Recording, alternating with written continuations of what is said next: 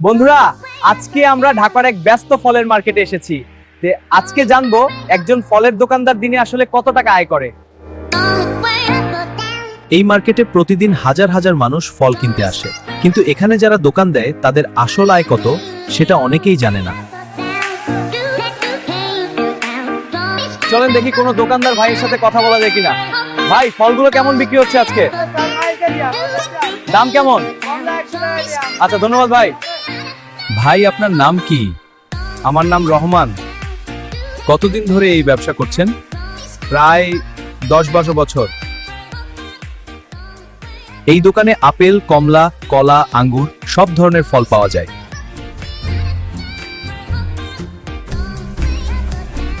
ভাই, দিনে মোটামুটি কত টাকার বিক্রি হয়? দিনে 20 থেকে 30 হাজার টাকার মতো। ওয়াও, অনেক ভালো। সব খরচ বাদ দিলে 2000-3000 টাকা লাভ থাকে। খরচ কি কি? ভাড়া, পরিবহন আর কিছু ফল নষ্ট হয়ে যায়। হ্যাঁ, দেখুন এই তাজা ফলগুলো কত সুন্দর। না ভাই, সব সকালে প্রায়। হ্যাঁ, আমার প্রেমের দিকে থেকে তাকাচ্ছে। আমবো দেখে মুখ মিষ্টি হবে। আর বাজারটা দারুণ। দেখতেই পাচ্ছেন, এই ব্যবসায় অনেক পরিশ্রম আছে। সকাল থেকে রাত পর্যন্ত কাজ করতে হয়।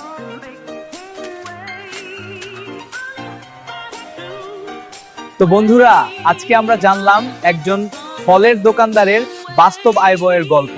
ভিডিওটা ভালো লাগলে লাইক, কমেন্ট আর শেয়ার করতে ভুলবেন না।